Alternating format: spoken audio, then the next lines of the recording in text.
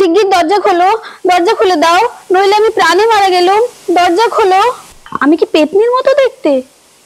কিন্তু সে কথা থাক, বড় বিপদ থেকেই আপনারা আমায় উদ্ধার করলেন। ফ্রাইডে সাসপেন্স শুধুমাত্র মেডিটা লেজেন্ড ওয়াইটি চ্যানেলে। রাত 9টায় আসবে গল্পের ধারা, রহস্য, প্রেম আর হাসির খেলা সারা বাংলার ছোট গল্প দিয়ে সাজানো আজকের গল্পের নাম কে। রচনায় হেমেন্দ্র কুমার রায়, গল্প পাঠে জয়দীপ মণ্ডল, সমগ্র চরিত্রে অভিনয় জয়দীপ মণ্ডল, সুপর্ণা মিশ্র আর দেবপ্রতিম চক্রবর্তী। শুরু হচ্ছে কে।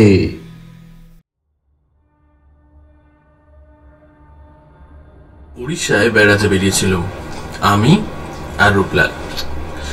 এদেশ সেদেশ ঘুরে শেষে ভুবনেশ্বরে গিয়ে হাজির হলো। এক দুপুর বেলায় খণ্ডগিরি আর উদয়গিরি দেখতে গেলুম।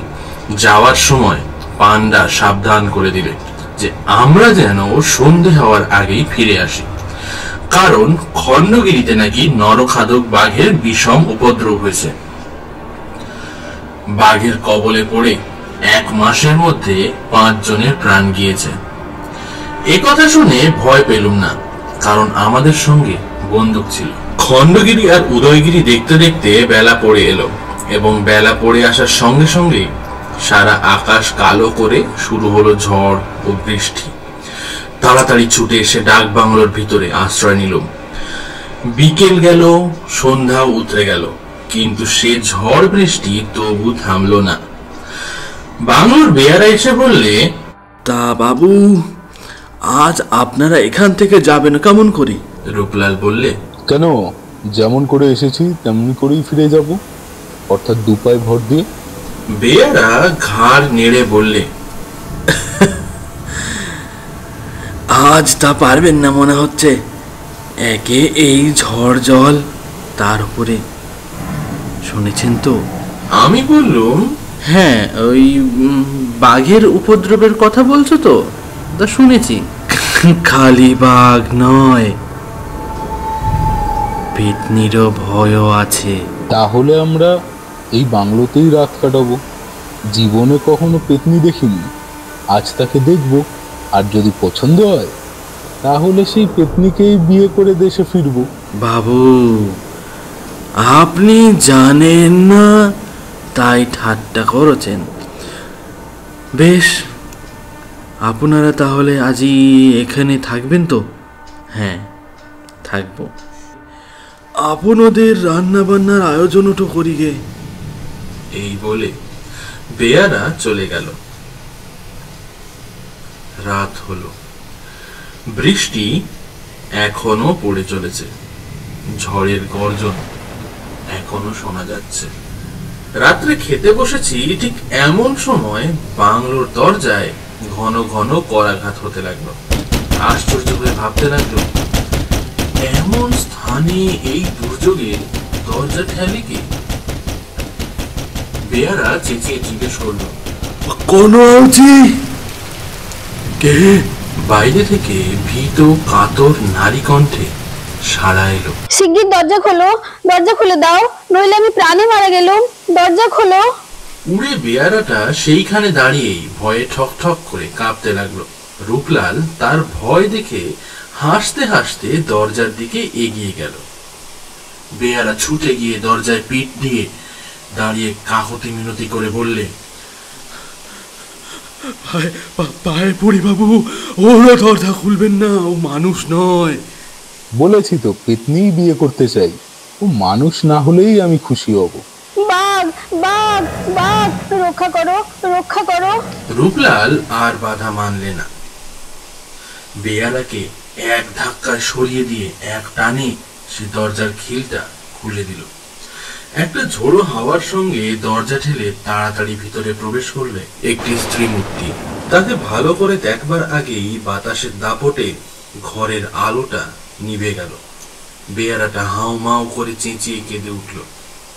সেই অন্ধকার রাত্রে সেই ঝড় বৃষ্টির হুলস্থুল, সেই পার্বত্য অরণ্যের ঘন ঘন দীর্ঘশ্বাস, সেই অভাবিত ও অজানা নারী মূর্তির আকস্মিক আবির্ভাব এবং আলোকহীন ঘরের ভেতরে সেই বেয়ারার সেই তীব্র ক্রন্দন স্বর, এই সমস্ত মিলে চারিদিকটা কেমন যেন একটা ছমছমে অস্বাভাবিক ভাব সৃষ্টি করলো। আমি ব্যস্ত হয়ে বললাম, রূপলাল, শিগগির দরজাটা বন্ধ করো, আমি আবার আলোটা জ্বেলে দিই। রূপলাল দরজায় খিল তুলে দিল আর আমি আলোটা জ্বালালাম। কৌতূহলী চোখে ফিরে দেখলাম ঘরের কোণে দাঁড়িয়ে একটি অসীম রূপসী মেয়ে ভয়ে ঠক ঠক করে কাঁপছে। তার এলোমেলো চুলগুলো এলিয়ে মুখ, কাঁধ ও বুকের উপর এসে পড়েছে এবং তার সর্বাঙ্গ বৃষ্টির জলে ভিজে গেছে। মেয়েটির বয়স হবে ওই 18 কি 19। ঘরের আরেক দিকে ওই মেঝের উপরই উবু হয়ে বসে দুই হাতে মুখ ঢেকে বেয়ারাটা তখনও ফুপিয়ে ফুপিয়ে কাঁদছিল। মেয়েটি প্রথমে আশ্চর্য কণ্ঠে জিজ্ঞেস করলো, ও লোকটি অমন করে কাঁদছে কেন? রূপলাল হাসতে হাসতে বলল, ওর ধারণা আপনি একটু নিখুঁত পেতনি। মেয়েটি চমকে উঠল, তারপর মুখের ওপর থেকে চুলের গোছা সরিয়ে দিয়ে বলল, আমি কি পেতনির মতো দেখতে? কিন্তু সে কথা থাক, বড় বিপদ থেকেই আপনারা আমায় উদ্ধার করলেন। তো তার বিপদের ইতিহাস হচ্ছে এই, সে খণ্ডগিরি দেখতে এসেছে, কিন্তু হঠাৎ করে ঝড় বৃষ্টি আসায় এতক্ষণ সে একটি গুহার ভিতরে ঢুকে আত্মরক্ষা করছিল। হয়তো সেই গুহার ভিতরে সে রাতটা কাটিয়ে দিত, কিন্তু গুহার খুব কাছেই বাঘের ভীষণ গর্জন শুনে প্রাণের ভয়ে সেইখানে পালিয়ে এসেছে। রূপলাল নিজের সিল্কের চাদরখানা খুলে মেয়েটির হাতে দিয়ে বললে, আপনার তো কাপড় চোপড় সব ভিজে গেছে, পাশের ঘরে গিয়ে ভিজে কাপড় ছেড়ে আপাতত এই চাদর ব্যবহার করতে পারেন। কিন্তু আজ রাতে খাবেন কি? আমাদের তো খাওয়ার দাওয়ার সব শেষ। আমি ও রূপলাল আলোর শিখাটা খুব কমিয়ে দিলাম, বন্দুকটাকেও শুইয়ে রাখলাম ঠিক আমাদের মাঝখানে। শুয়ে শুয়ে শুনতে লাগলো বন জঙ্গলের ওপরে, পাহাড়ের উপরে বৃষ্টিবালার অশ্রান্ত নৃত্য নূপুরধ্বনি।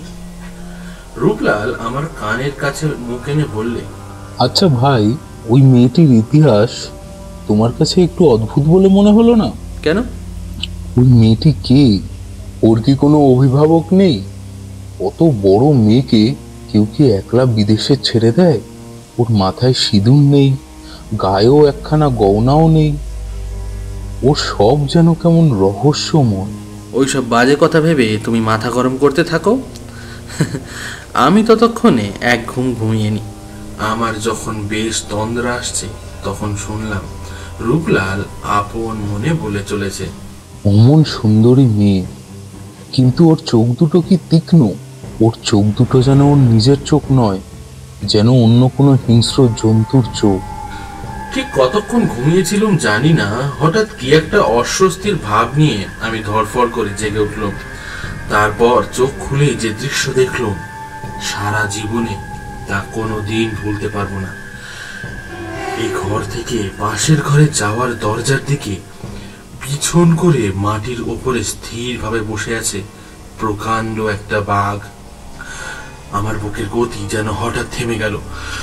অত্যন্ত আড়ষ্টভাবে স্তম্ভিত নেত্রে বাঘটার দিকে আমি তাকিয়ে রইল, সেও তাকিয়ে রইল আমার দিকে। এইভাবেই কিছুক্ষণ কেটে গেল। ইতিমধ্যে অল্প অল্প হাত সরিয়ে পাশের বন্দুকটা আমি চেপে ধরল। বাঘটা আস্তে আস্তে উঠে দাঁড়ালো, তারপর হেঁট হয়ে পড়লো লাফ মারবার জন্য। চোখের নিমেষে আমিও বন্দুকটা নিয়ে বসলাম, তাকে লক্ষ্য করে গুলি ছুড়লুম। একটা উল্টো ডিগবাজি খেয়ে বাঘটা পাশের ঘরে গিয়ে পড়ে অন্ধকারে মিলিয়ে গেল। সঙ্গে সঙ্গে স্ত্রী কণ্ঠে বারবার ভীষণ আর্তনাদ, দড়াম করে একটা দরজা খোলার শব্দ, দ্রুত পদধ্বনি, তারপর আবার সব স্তব্ধ। বন্দুক হাতে অভিভূতের মতো বিছানার ওপরে বসে রইল। রূপলাল জেগে বিছানার ওপর থেকে নিচে লাফিয়ে পড়ে উদ্ভ্রান্তের মতো বলে উঠল, কে চেঁচালো অমন করে? বন্দুক ছুড়লে কেন? বাঘ এখন ওই ঘরে গিয়ে ঢুকেছে, আর সেই মেয়েটি চিৎকার করছে। সর্বনাশ, বাঘ বোধহয় তাকেই ধরেছে। বলতে বলতে রেগে রূপলাল পাশের ঘরে গিয়ে ঢুকলো। আমিও বন্দুক আর লণ্ঠনটা নিয়ে তার সঙ্গে ছুটলুম। পাশের ঘরে কেউ নেই, খালি একটা খোলা দরজা দিয়ে হু হু করে জোরালো হাওয়া আসছে। রূপলাল বেদনা বিদীর্ণ স্বরে বলল, আর কোনো আশা নেই। অবাগীর শেষটা সেই বাঘের কবলে গিয়েই পড়ল। কিন্তু বাঘ এখানে এলো কি করে? রূপলালের কথার কোনো জবাব আমি দিলাম না। আমি তখন আর একটা ব্যাপার সবিস্ময়ে লক্ষ্য করছিল। ঘরের ভিতর থেকে এক টানা রক্তের রেখা বাইরের দিকে সোজা চলে গিয়েছে। পরে আর তার পরে পরে একখানা করে রক্তাক্ত পায়ের ছাপ, মানুষের পা। সবিস্ময়ে বলল, এই দেখো রূপলাল, কি আশ্চর্য!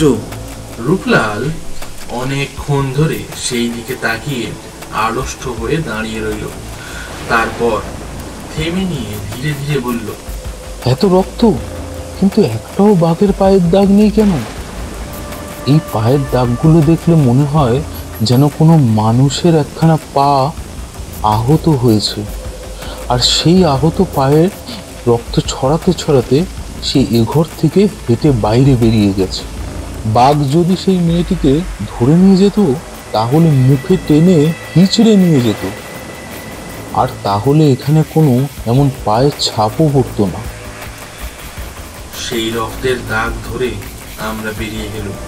এইবারে দেখলাম কাদার ওপর দিয়ে একজোড়া মানুষের পায়ের ছাপ বরাবর বনের দিকে চলে গিয়েছে।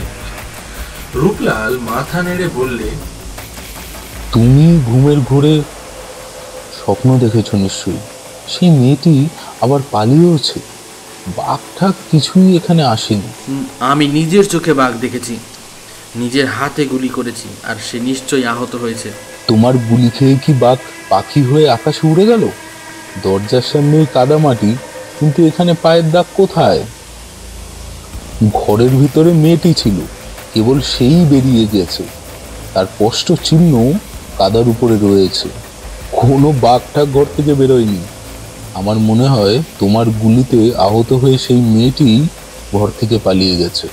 হঠাৎ একটা বিচিত্র সম্ভাবনা আমার মাথার মধ্যে জেগে উঠল। তাড়াতাড়ি রূপলালকে টানতে টানতে আবার ঘরের ভিতর এনে সজোরে দরজাটা বন্ধ করে দিয়ে সভয়ে আমি বলল, রূপলাল, পৃথিবীর সব দেশের লোকেরই নাকি একটা বিশ্বাস আছে যে কোনো কোনো বাঘ আসলে নাকি বাঘই নয়। রূপলাল, আজ রাত্রে যে স্ত্রীলোকটা এখানে এসেছিল সে কে? গুলি করলো বাঘকে, চিৎকার করলে একটা স্ত্রীলোক, এর মানে কি? সে কে?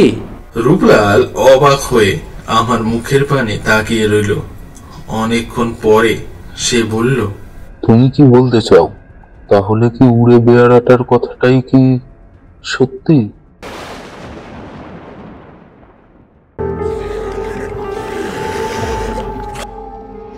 ফ্রাইডে সাসপেন্স, শুধুমাত্র মেডিটা লেজেন্ড ওয়াইটি চ্যানেলে।